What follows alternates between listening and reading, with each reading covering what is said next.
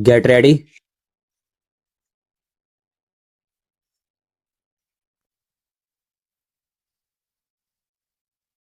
Start. A person who is not dealing in an expert way with the specific subject will naturally go in for generalizations. I am not expert, and so I can say many things about many subjects. Looking at this institute from a distance and looking at its publications, it seems to me that it has been making good progress. We have been told that similar institutes in other countries have begun to appreciate the work of this one. There can be no doubt about the importance of the work which you are called upon to do. I am glad that from a small annual business session, this gathering, taking advantage of the presence of so many distinguished persons who have come here today, will spread out into a conference on a specific subject matter, namely recruitment and training for the public services.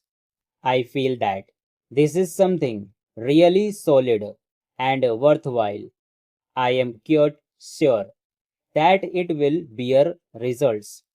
It may be that the results are not very obvious, but it will, in any case, be an earnest discussion of subjects of high importance. I often wonder how we should approach these subjects. There are several possible approaches to them: technician's approach, the professor's approach, and the man in the streets approach. I believe that most of you who have gathered here are either of the administrator type with actual experience or the professor type. Both types are very important, both having a fund of knowledge at their disposal. It may be said, however, that neither of these two types represents the man in the streets approach. I do not think the man in the streets approach is likely to be well informed or even very helpful. However, it is obviously an important approach because it is the man in the street or the man in the field who counts, because after all it is him that the administration is ultimately meant to serve. You must always remember that aspect. If you do not, you will have no solid ground under your feet. It is worthwhile to repeat this because the administration not only has to be good but has also to be felt to be good by the people affected.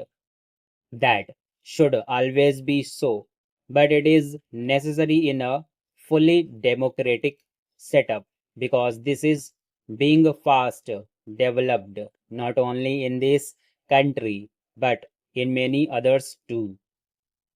Now, what is self government?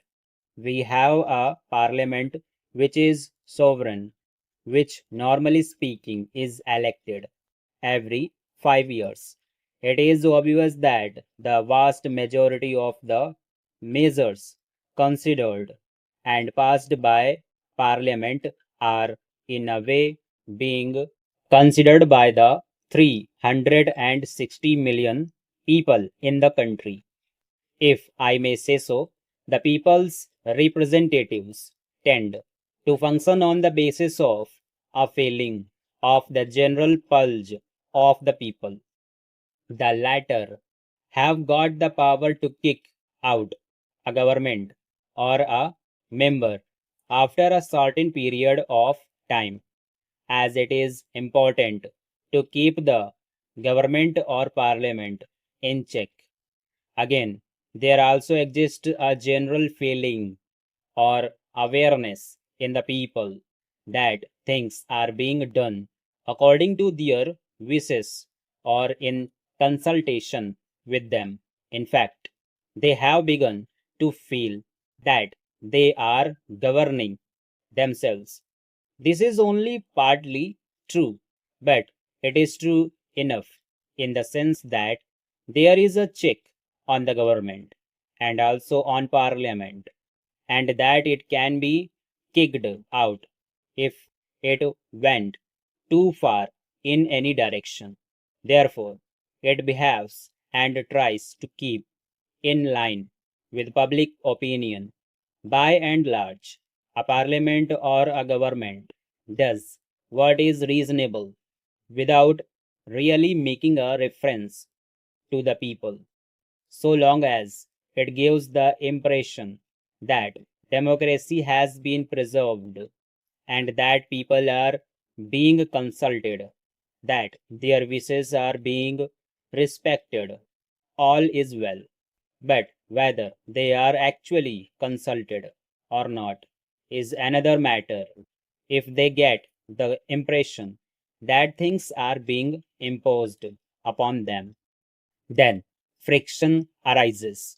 Apart from doing his work, the administrator, whether he is low down or high up in the scale, must give the impression, even if that impression is not set percent correct, that he is working through the public will and carrying it out.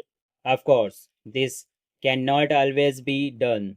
The administrator cannot carry out everybody's will, but he must give the broad impression that he is functioning in accordance with the public will, always thinking of public grievances, trying to remedy them, and consulting the people.